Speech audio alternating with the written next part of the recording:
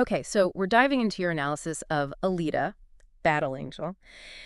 And wow, when I say you went deep on the symbolism, you really did. I mean, you even connected it to Sumerian mythology, which I've got to say I was not expecting. Yeah, it's not the most obvious connection, is it? You know, not at all. But it makes sense when you think about Alita as this modern day archangel figure, which you brought up right away in your essay. And it's so true. I mean, visually, she just screams Archangel Michael, doesn't she? That whole warrior angel vibe, the flaming sword. It's incredibly striking. Uh-huh. And it's smart because it immediately taps into this very primal archetype, the divine protector, the warrior battling against evil. You see it in Michael, of course, but the fact that you found echoes of it in ancient Sumerian mythology. Yeah.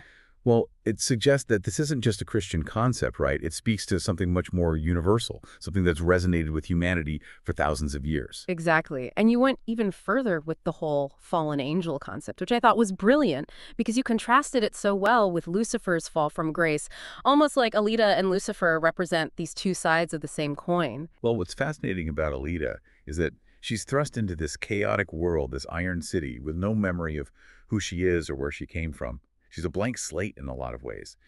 And it's against that backdrop that she has to define her own sense of good and evil, which is such an interesting contrast to Lucifer, right? Because he chooses to rebel, to embrace darkness. But Alita, she has to fight to hold on to her goodness. She has to choose it actively every step of the way. It's like she's rebelling against the darkness simply by choosing compassion, by choosing to help others, even in this world that's so clearly broken. Precisely. And it makes those moments where she displays those very classic messianic qualities, the healing, the desire to redeem others, even more powerful, because she's not doing it out of obligation or because it's her destiny. She's doing it because it's who she chooses to be. Oh, that's such a good point. And it makes that whole Garden of Eden parallel you drew even more resonant. Oh, you picked up on that. Of course. I mean, that idea of the fall being both literal, the destruction of Alita's world, and metaphorical, this broader sense of humanity's decline. And then you connected it to the Garden of Eden, to that primal expulsion from paradise. I thought it was so well observed. It's one of my favorite things about the film, because it's not just referencing one specific fall, but this recurring pattern throughout history, right? This idea of civilizations reaching for greatness and then crumbling due to their own internal flaws. Which you could say brings us rather neatly to your analysis of Salem, Ah, yes, that gleaming city in the sky. the city that you so cleverly connected to the concept of a panopticon, which, for those who haven't encountered that term before, It's basically this architectural design where well, I was going to say, it's this type of prison where the inmates can always be watched from a central tower, but they never know if they actually are being observed at any given moment. And you connected that to Salem to suggest that? the citizens of Salem, while they might seem to have these perfect lives, are actually living under this constant cloud of surveillance, this unseen gaze from above that creates this atmosphere of paranoia and control. It makes you wonder what the price of that utopia really is, doesn't it? Especially today. Because you only have to look at some of the headlines about data collection and facial recognition technology to see those echoes of the panopticon idea seeping into our own world. It's kind of creepy when you think about it. It is. And it makes your decision to label Nova, that mysterious figure who rules Salem, as a false prophet, even more apt. Well, he does kind of fit the bill, doesn't he? I mean, this desire for immortality, for control, not just over Salem, but over the very cycle of life and death itself. It's giving very Luciferian vibes, this ambition to subvert the natural order, to place oneself above even the gods. And you're right. It is very reminiscent of how you were talking about Lucifer earlier. It's almost like they're two sides of the same coin, isn't it? Alita and Nova. Yeah. One striving for good, the other for ultimate power. Which is interesting because in a lot of ways, Salem visually represents this very heavenly, almost utopian ideal. And that's the genius of the film, isn't it?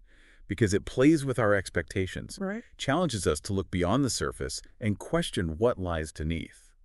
Which, if you don't mind me adding, makes your decision to connect Iron City to the Tower of Babel even more fascinating. Because on the surface, Iron City is this chaotic, gritty place, kind of the opposite of Salem in a lot of ways. Yeah. But you saw past that, didn't you? That's what I loved about your analysis. You saw those deeper connections, like the Tower of Babel. It really was a light bulb moment for me when I made that connection. I was looking at Iron City, especially that shot where you see those towering structures piercing the clouds, and it just hit me. It's visually similar, definitely. Ah, yes. But it's more than that, isn't it? It's what Babel represents, that clash of cultures, the breakdown of communication that ultimately led to humanity being scattered, according to the biblical story. And when you look at Iron City, it's this melting pot of different languages, different backgrounds, different ideologies. It's like Babel come to life. It really is. And what's so interesting about that, and what your essay captured so well, is that the film seems to be suggesting that maybe that diversity, that Babelness, isn't a bad thing, that maybe it's actually a strength. Right. Because in a lot of ways, Iron City is the heart of this world, even if Salem wants to pretend it's the brain. Exactly. And you even brought in that comparison to ancient Rome, which I thought was brilliant. Well, it's hard not to see the parallels, right? I mean, you've got the citizens of Iron City literally living amongst the ruins of this fallen civilization. With the motorball games serving as their gladiatorial entertainment. Exactly. It's like history repeating itself, even in this technologically advanced future. It speaks to this idea that no matter how far we progress, there are certain base desires, certain human tendencies that we just can't seem to escape. And the film doesn't shy away from that. If anything, it leans into it. Which is what makes it such a compelling watch, because it's using this fantastical setting, this futuristic world, to hold up a mirror to our own reality. And you picked up on that so well in your essay, especially when you connected the whole Iron City's Lath Zilem dynamic to something that's incredibly relevant today, the power imbalances we see in the world. Right. It's almost like a visual metaphor for the disparities between the developed and developing world. Salem, with its advanced technology and its citizens living these seemingly perfect lives, representing the privileged elite. And then Iron City, struggling below, represents, well, everyone else. It's a powerful image, and it makes you think about those power dynamics in a whole new light. It definitely does. And, Yes. While we're talking about different lenses through which to view this film, we have to talk about your decision to bring in the Enneagram. Oh, yeah. I'm so glad you brought that up because it was such a fun way to think about Alita's character arc. For those who aren't familiar, the Enneagram is... It's basically a system of personality typing. And I thought it was so clever of you to see Alita as a type 2, because at her core, she is this incredibly caring, empathetic person. She's driven by this desire to help others, to fight for what's right. Which are all very type 2 traits. Exactly. But then you have that other side of the type 2 personality, that fear of being unloved, which can sometimes manifest as a tendency to overgive, to try to earn love through acts of service, even if it means sacrificing their own needs in the process, which, when you think about it, Alita does a lot of that, doesn't she? all the time. She constantly puts herself in danger for others. And even in her relationships, you see that desire for validation, that need to be loved. It's especially apparent in her interactions with Ido and Hugo. It's like, despite her incredible strength and resilience, she's still figuring out who she is, craving that sense of belonging, that reassurance that she's worthy of love. Which, when you think about it, is a very human thing to crave, isn't it? Absolutely. Yeah. And it adds this whole other layer to her character because it makes you wonder, are her actions always driven by this pure desire to do good? Or is there a part of her that's seeking validation, that's trying to prove her worth? It's such an interesting question, and it speaks to the complexity of her character, which you captured so well in your analysis. And it makes me think about something you said towards the end of your essay. You were talking about how even though Alita, Battle Angel, is set in this fantastical future, it's really a reflection of our own very human anxieties about things like technology and social structures. Yeah, and it makes you think, doesn't it?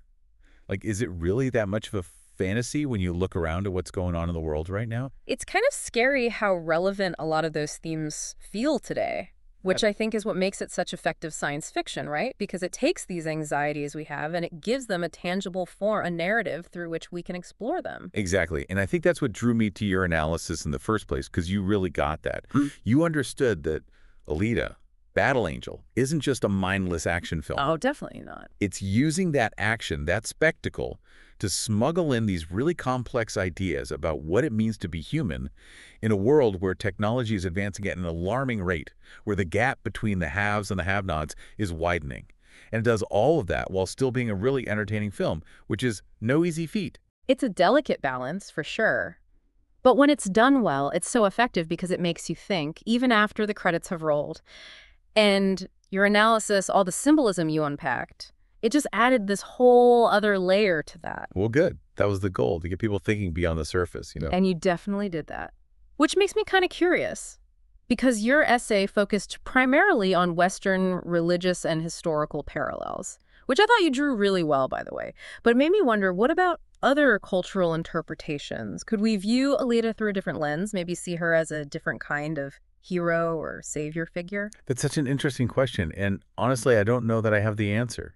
Which is exciting, isn't it? Because it means there's still so much to explore, so many different ways to interpret the film's message, even the symbols and archetypes themselves. I love that. It's like the film becomes the springboard for those deeper conversations about culture and meaning. And it reminds us that no one's interpretation is the right one. And that there's always something new to discover if you're willing to dig a little deeper. Which, let's be honest, is what we're all about here. Absolutely. Well, it's been such a pleasure talking to you today, getting a glimpse into your thought process.